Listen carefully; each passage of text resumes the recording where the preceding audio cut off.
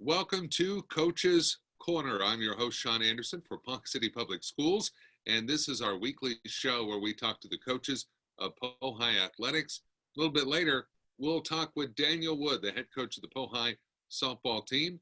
We'll talk about Pohai Lady Cat softball, and right now, Coach Scott Harmon joins us from the Pohai Wildcats. The 2-3 Wildcats, after a big homecoming victory 21-7. The scoreboard looked great. Coach Harmon, you got to be happy with that. Putnam City West came into town, and they didn't leave happy. We played well, especially in the second half. We kind of got off to a slow start offensively. Defensively, he's just been doing a great job all season long. So other than the slow start on offense and then kind of some sloppiness late in the game when we didn't have our starters in, are my really only complaints about Friday evening. What is the halftime locker room like? I mean, when you're trying to make adjustments, you're trying to get them to focus on the things that they've done in the first half and how we're going to change that and make things better in the second half. What is that like as a coach? Because you have a limited amount of time. It's like, boy, you gotta have the attention right off the bat. How does that work? Well, when we come in immediately after halftime, we'll get together as a staff and talk about the good and the bad and what we need to adjust, and then we'll split up and go offense and defense and kind of break those groups up, discuss what we're doing, maybe even show a little film at halftime. We have those capabilities now and show them what we're getting, because every week we get something new or we haven't prepared for. So when kids see it, they actually learn it a little bit better. I'm a visual learner too. So we try to get in there and use the video. We staff up. It's always, the ball stops with me in terms of just major decisions, but my staff, I'm really a staff guy. So when we have major decisions, we're choosing who's going to be starting in what positions. Everybody has some input. I'll have the final say so, but our staff is really involved in everything we do. Let's about Bartlesville next on the schedule. It is a Thursday night contest because of fall break. For your team playing on a Thursday, how does that change things up for them? Is a little less practice time?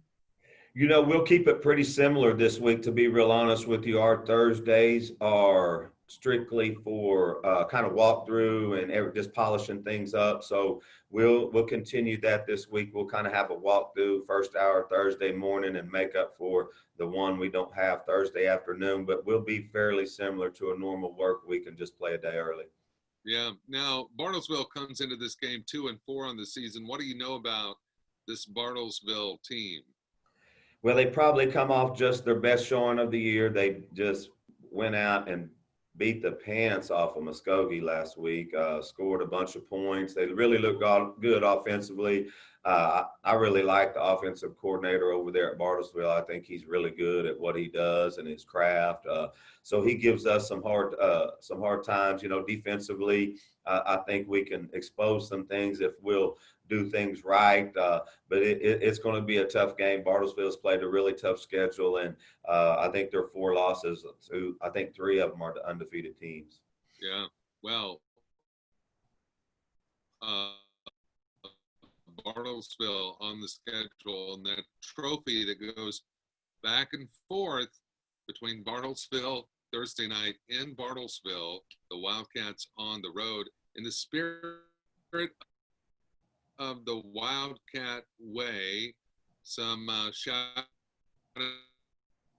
outs to some of your team leaders. Who are you looking for to step up and lead the Wildcats in the we'll always look to our quarterback slot. It's such an important position on your football team. Right now, Nathan is doing a really good job. Nathan Harbison is doing a good job of not turning the ball over and managing some things.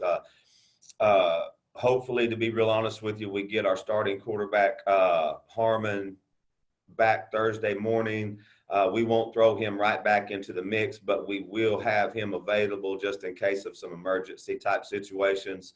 I kept him out after practice a little bit in lieu of some conditioning yesterday, and just saw what he could do when he was cleared to throw a little bit. some of those guys really didn't like that, having to stay out after practice, but we needed to do that just to get some things done. And then defensively, man, we've got a bunch of kids right now that are playing really well. Our two defensive ends, Seward and Godfrey, are really doing a good job. Collins inside on the D line, and then Zimmershed and Phillips in the back end are exceptional tacklers and do a great job. And then I need to mention, Tyson Dewberry, who's got 6 interceptions on the season, which is, that's a good number for a season total. And he's got, 4 games left. So extremely pleased with Coach Rowland, Coach Love, Coach McHenry, and Coach Steichen on the defensive side of the ball and how they've been carrying us all year long. All right, Bartlesville on the schedule. Thursday night game right before fall break. And then it'll be Tulsa, Washington. We're not going to talk about that right now. We'll talk about that next week on the next edition of Coach's Corner with Coach Scott Harmon. Coach, best of luck on the road to Bartlesville. Thanks for being with us. I appreciate it, Sean. Thank you. Coming up, Daniel Wood, the head coach of the Poe High softball team, will join us right here on Coach's Corner.